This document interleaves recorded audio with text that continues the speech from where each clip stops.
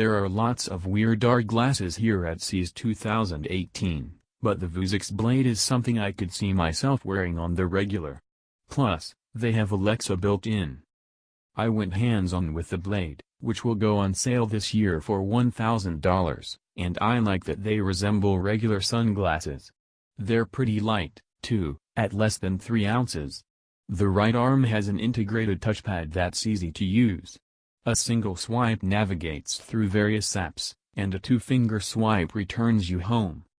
Other hardware features include a 8MP camera, noise-canceling mic and a see-through color display that looked remarkably crisp. That's thanks to VUZIX waveguide optics and Cobra 2 display engine. The glasses also offer haptic feedback if a given app supports the feature, and there's a microSD card slot for storage.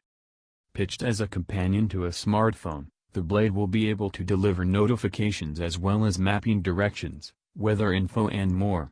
You'll also be able to take calls and track your fitness stats while exercising.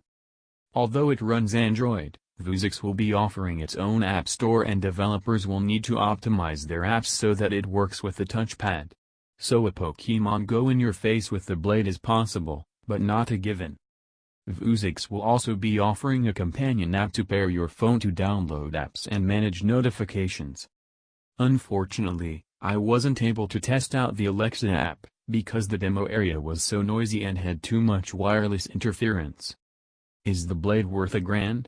That price is pretty steep for a smartphone companion, and it's hard to say whether it will be worth the premium without seeing the app ecosystem. We'll be bringing you more impressions soon.